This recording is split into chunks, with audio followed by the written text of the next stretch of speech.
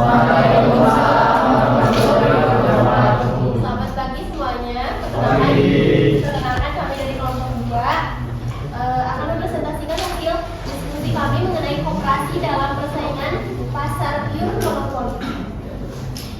Yang beranggotakan saya sendiri, Rizka Dewi Fadila, ada Salwa Fauzia, Hilda Syakira, Dila Fauzia, Rima Aprilia, Alif Fauzia, Giska Elisa, Fajar Ismeni, Vina Apriliana, Andini, dan Hani Nabil. Untuk mempersingkat waktu, dimulai saja dari April yang akan menjelaskan pasar monopoli. Dari di sini saya akan membahas mengenai pasar monopoli. Di sini pertama saya akan membahas dulu apa itu pasar. Untuk pasar ini merupakan sebuah tempat bertemunya di antara penjual dan pembeli yang nantinya akan saling melakukan transaksi jual beli. Kemudian untuk pasar monopoli sendiri, monopoli ini merupakan salah satu struktur pasar yang di dalamnya hanya terdapat satu perusahaan ataupun satu penjual. Nah, dikarenakan hanya terdapat satu perusahaan atau penjual ini, maka bisa dikatakan saingan yang akan menjadi perusahaan ini dikatakan tidak ada.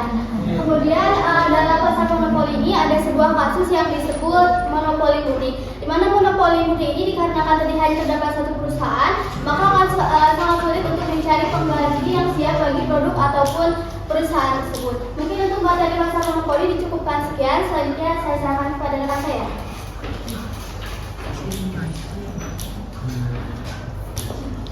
Di sini ada asumsi-asumsi yang menjadi dasar bagi model monopoli murni.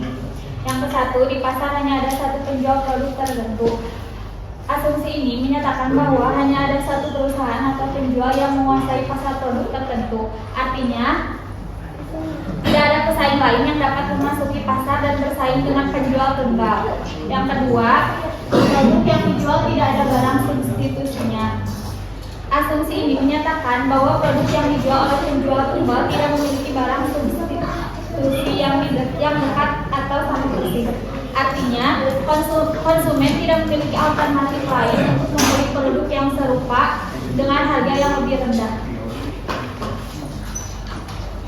Nah, untuk asumsi yang terakhir yaitu adanya penghalang atau penghambat bagi perusahaan baru untuk masuk, baik legal maupun natural. Tetapi yang paling penting itu yaitu berupa legal, baik melalui undang-undang maupun peraturan pemerintah. Nah, jadi intinya hambatan legal itu diatur oleh hukum atau peraturan, sedangkan hambatan hambatan natural itu berkaitan dengan kondisi fisik, baik alami yang harus diatasi oleh perusahaan, seperti contohnya keterbatasan sumber daya alam, letak geografis, dan lain sebagainya.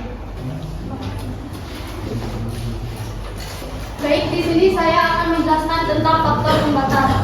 Dalam kenyataannya, kasus monopoli murni atau pasar dengan hanya satu penjual tersebut sulit dicari karena ada beberapa faktor pembatas. Di antaranya, yang pertama, ada persaingan tidak langsung. Yang kedua, ada persaingan potensial yang memungkinkan adanya perusahaan baru masuk pasar sehingga menyebabkan perilaku monopoli tidak bebas lagi seperti pada monopoli murni. Jadi masuknya perusahaan baru ke dalam pasar menyebabkan struktur pasar berubah menjadi oligopoli, yaitu struktur pasar dengan beberapa penjual. Yang ketiga, ada kemungkinan campur tangan pemerintah yang mengharuskan tidak boleh hanya ada satu perusahaan di pasar. Saya lanjutkan. Baik, di sini ada koperasi dapat bertahan dalam jangka panjang. Jika koperasi mampu masuk ke pasar dan menyingkirkan monopoli dengan teknologi yang inovatif sehingga dapat menetapkan harga yang lebih rendah, maka koperasi dapat bertahan dalam jangka panjang. Seperti yang pertama yaitu koperasi terus meningkatkan efisiensi melalui peningkatan laju inovatif yang lebih cepat daripada laju inovatif para pesaing potensial yang mungkin masuk. Selanjutnya akan dilanjutkan dengan saya. Izin meneruskan dari poin yang kedua adalah koperasi harus memanfaatkan hubungan biaya transaksi yang tidak dimiliki oleh perusahaan potensial yang dapat masuk. Intinya, koperasi ini memiliki fondasi yang kuat karena struktur tujuannya itu yang unik. Hubungan biaya transaksi ini salah satu aset terbesar yang ada di koperasi persaingan di pasar. Seperti contoh teman-teman, bahwa di koperasi pertanian, ketika si koperasi pertanian ini membeli produk dengan dengan jumlah besar untuk semua anggotanya, maka cara ini analogisnya mereka akan mendapatkan harga yang lebih murah dibandingkan dengan petani ketika menjual individu. Selisih harga bisa dikembalikan kepada anggota atau digunakan untuk meningkatkan kualitas produk. Poin selanjutnya, memperkokoh kedudukan monopolis melalui jalur ilegal seperti hak monopolis, hak paten dan lain-lain. Nah, perusahaan-perusahaan besar ini memanfaatkan kekuasaannya di pasar melalui jalur legal. Mereka dapat hak eksklusif seperti hak paten tadi, hak monopolis dan hak lain-lainnya. Nah, keuntungan bagi perusahaan besar itu sangat banyak.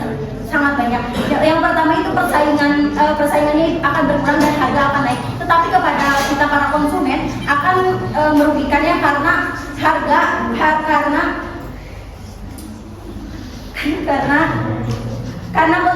mahal dan juga produk akan terbatas. Maka pemerintah harus mencegah penyalahgunaan kekuasaan pasar ini. Selanjutnya akan dilanjutkan oleh rekan saya.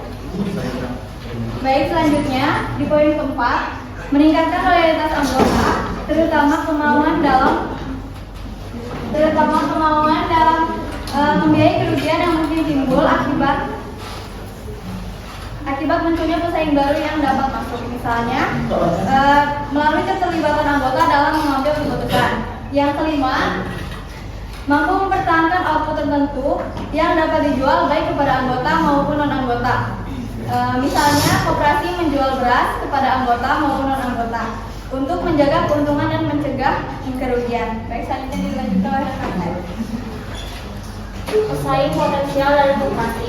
Struktur pasar monopolis ini memungkinkan pelakunya untuk mengenakan lebih di atas biaya marginal atau biasanya disebut dengan adanya kegagalan pasar. Yang kedua, jika pasar monopoli memperoleh laba ataupun keuntungan yang didapatkan, maka waktu yang sama akan menarik intern baru untuk masuk ke pasar tersebut. Dan apabila pasar monopoli tidak mendapatkan laba ataupun keuntungan, maka tambahan bagi pasar kelas saja akan sulit direalisasikan. Selanjutnya akan dilanjutkan. Oleh karena itu, koperasi juga harus memiliki kemampuan yang lebih baik atau lebih tinggi.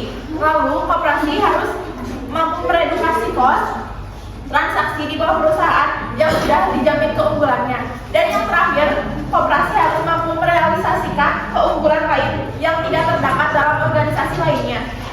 Terima kasih, saya lanjutkan kepada. Baik, di sini saya akan menjelaskan mengenai kurva monopoli alami dengan keterangan permintaan total atau D terhadap suatu produk oleh satu produsen untuk memasok pasar tanpa rugi atau harga P2 dan juga P2. AZ sama dengan biaya rata-rata berada di atas kurva permintaan D.